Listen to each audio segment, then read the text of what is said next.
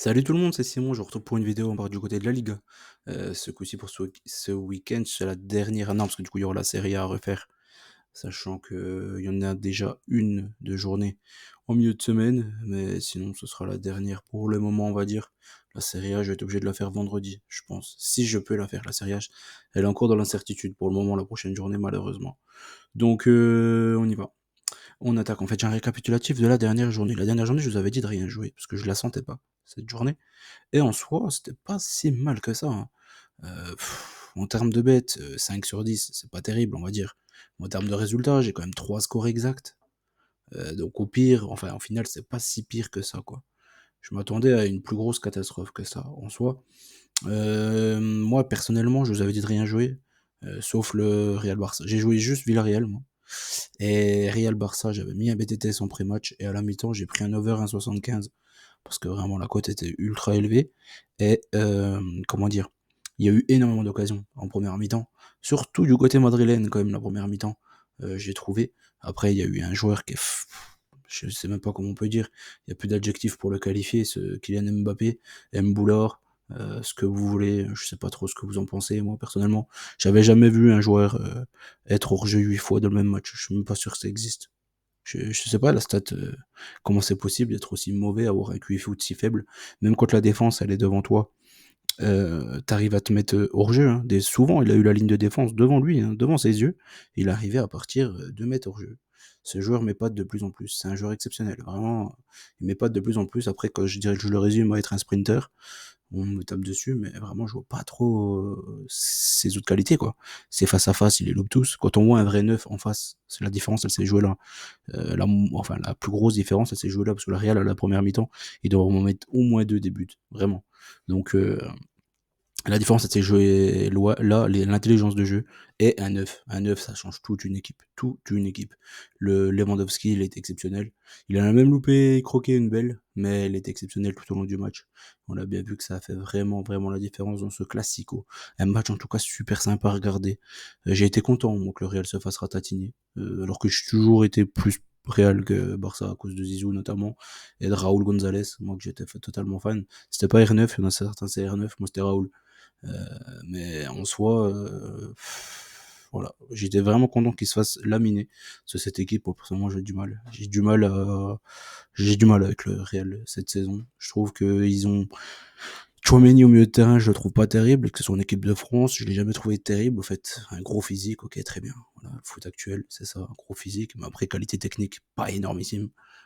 Voilà, c'est pas un petit Pedri, un petit. Il y en a tellement du côté du Barça des joueurs comme ça. Gavi, je suis pas fan. C'est le seul que je suis pas vraiment fan, moi, c'est Gavi. Celui que je trouve vraiment en dessous des autres.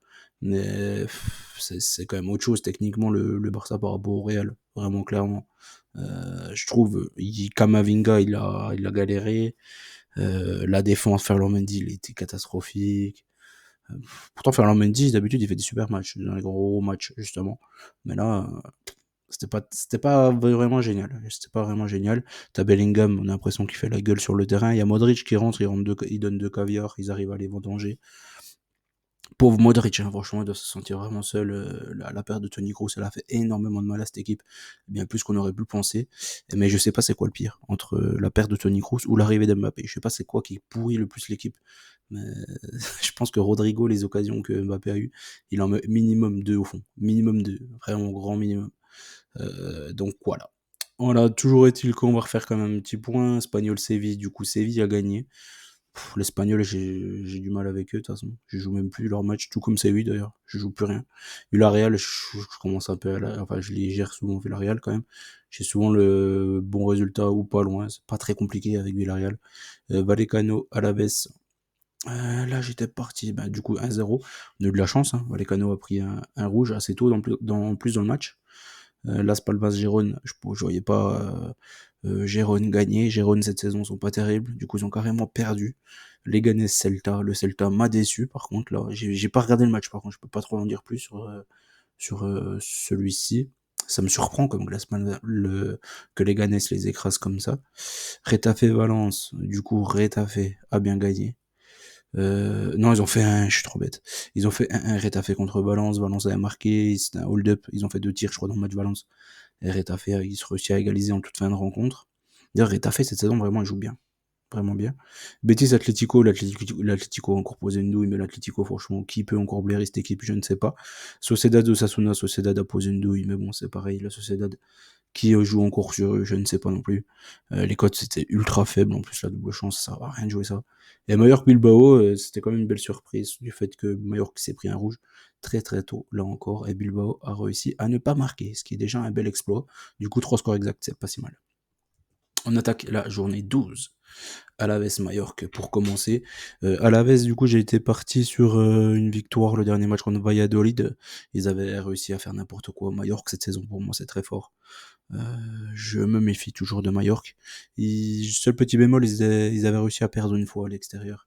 C'était contre l'Espagnol, je crois. C'était quand même une belle petite surprise. Je me méfie de ce match-là. Je pars sur un match nul. Osasuna contre Valladolid. Osasuna, ils ont deux joueurs qui, pour moi, pourraient jouer dans des clubs bien plus hauts. C'est Zaragoza et Zaragoza, d'ailleurs, qui est prêté par le Bayern. Je crois qu'il avait signé là-bas. Et le deuxième, c'est Boudimir. Voilà. Donc pour moi, rien que ça, c'est bien au-dessus de tout l'effectif de Valladolid. Et je pense qu'à deux, ils peuvent plier l'affaire. Je pars sur une victoire d'Osasuna.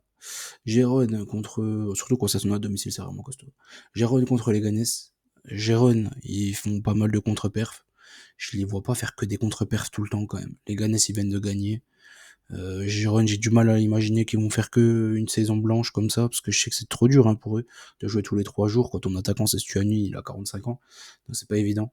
Mais en tout cas, je suis parti sur une petite victoire de Gérone, je pense, contre les Ganes à domicile. Pourquoi pas se refaire la cerise. Villarreal Vallecano, c'est le mon score que je prends très très très régulièrement de Villarreal.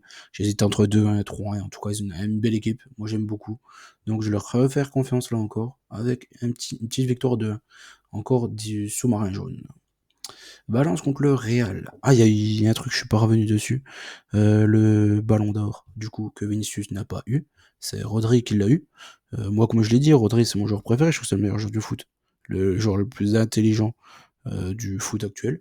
Je pensais qu'il allait avoir le ballon d'or l'année dernière. Pour moi, il avait fait une meilleure saison l'année d'avant, en fait, que par rapport à celle-ci. Celle-ci, je trouve, il a fini complètement rincé et l'Euro, il était totalement rincé, comme beaucoup de joueurs d'ailleurs. Là, franchement, l'accumulation des matchs, on voit que ça nous donne des matchs de sélection nationale l'été qui sont vraiment horribles à voir. Mais toujours est-il que là, je suis quand même content que ça soit vraiment Rodri qui l'ait eu. Non pas que j'aime pas Vinicius, je trouve que Vinicius c'est un super joueur aussi, là-dessus, il y a aucun doute.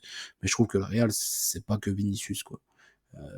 Je pense que tu mets un, l'année dernière, par exemple, je pense que c'est Courtois et Lounine qui leur donnent la Ligue des Champions essentiellement. Bien sûr, il y a peut-être quoi, 50% de Vini aussi, mais 50% il y a le goal aussi les goals du coup, qui ont été monstrueux hein, pour le Real. Clairement, c'est ça qui fait souvent la différence. Ils ont des goals exceptionnels. Et Courtois, je vais pas revenir dessus. Pour moi, il est vraiment monstrueux, monstrueux, monstrueux, monstrueux. Je me demande même s'il est pas meilleur que Neuer de la grande époque. Il est incroyable ce goal. Donc voilà. Je pense que c'est à peu près tout. Je pense qu'il va y avoir quand même pas mal de soucis d'ego. Du coup, Vinicius va vouloir faire une plus belle saison que la saison passée. Donc du coup, il va vouloir essayer de marquer plus. Parce que l'année dernière, au final, il n'a pas tant marqué que ça. Hein, on peut dire tout ce qu'on veut. Mais il n'a pas fait une énorme saison de Liga, Vini. Donc en soi, voilà, c'est un peu le jeu. Malheureusement, si on prend que les stats, je suis pas sûr que ce soit Vini qui soit vraiment devant. Hein. Sinon, on partirait sur un Haaland ou un truc comme ça. Hein. Donc, ou à Harry Kane, clairement, sur la saison passée. Donc voilà. Les trophées, Rodri il en a eu plus, des plus conséquents. Vinicius était catastrophique à la Copa América aussi, ça joue beaucoup. Parce qu'il y a, dans certains pays, ils regardent que ça. Hein. Les matchs, ils regardent l'Euro, les résultats de l'Euro, les résultats de la Copa. Mais en soi, ils regardent pas un match de la semaine. C'est pour ça que c'est pareil, comme je dis. Ceux qui sont pro Mbappé et qui pensent encore que c'est un super joueur, c'est les gars qui regardent les résultats, qui regardent des compiles sur YouTube. Mais ils regardent pas ce qu'il fait depuis 2 ans. C'est une plaie plus qu'autre chose. Donc voilà, ici Real contre Valence, je pense que le Real devrait gagner. Valence, ils n'arrivent plus à rien cette saison, ils sont plus que catastrophiques. Le seul bon joueur qu'ils ont, c'est Duro, et cette saison, je sais pas ce qu'il a. Je sais pas ce qu'il veut, je sais pas s'il a voulu partir ou quoi que ce soit, mais en tout cas, c'est son frère ou sa sœur qui joue. Donc je pars sur une victoire du Real. L'Atlético contre Las Palmas, là je pars sur l'Atlético, même si on peut plus les blairer parce qu'ils jouent trop mal et tout, logiquement, ils devraient s'imposer contre les Palmes à domicile. Barcelone contre l'Espagnol, franchement, je suis reparti sur une manita. Là. Bon, le Barça, pour moi, ils sont au-dessus de tout le monde. Ça va être un gros match, là, un petit derby. Je pense qu'ils vont vouloir se montrer encore une fois et concrétiser. Oh, surtout qu'ils ont un énorme banc hein, cette saison. Ouais. Ils ont le retour d'Olmo là, ça va leur faire beaucoup de bien. Et Gavi du coup aussi en plus, franchement ils ont du matos. Ils ont du matos et au moins là maintenant on peut le dire haut et fort, Xavi, Xavi est l'entraîneur le plus pipé de l'histoire du football, je pense. Vraiment. Ce qu'il en faisait l'année dernière, c'est catastrophique. Séville contre la Sociedad, je suis parti sur un nul entre ces 2 équipes. Je vois pas qui est vraiment le favori ou l'équipe favorite, entre les 2. Je pars sur un match nul entre Séville et Sociedad. Bilbao contre le Betis, j'ai pris un petit avantage pour le Betis du fait qu'il soit à domicile, mais ça peut aussi finir en nul cette histoire-là. Franchement, je serais pas plus surpris que ça. J'ai du mal à voir le Betis aller gagner du côté de Bilbao, mais c'est pas sûr non plus que Bilbao s'impose. Le Celta contre Retafe, le Celta, ça fait un petit moment qu'ils me déçoivent. Hein. Je joue souvent en double chance. Le fait qu'ils gagnent ou qu'ils fassent match nul, là, ils ont encore réussi à perdre. Ils se prennent une petite triquée. Je comprends pas trop. Pourtant, ils développent plutôt un beau jeu, je trouve, moi. Mais Retafe aussi cette saison. Ils développent un plutôt beau jeu. Donc, je vais faire confiance au fait qu'il y ait un match nul ici, entre ces 2 équipes. Voilà. On a fait le tour de ce que je voulais voir avec vous. Je souhaite bonne chance à tous. Et peut-être, là je dis bien peut-être, logiquement, je vais essayer de faire en sorte de faire la Serie A de vendredi. Mais là, je peux pas trop vous promettre parce que le week-end risque d'être pas mal chargé pour moi de mon côté. Donc voilà, je vous souhaite bonne chance à tous. N'oubliez pas qu'on gagne, on perd ensemble. Et je vous dis à très vite. Ciao tout le monde.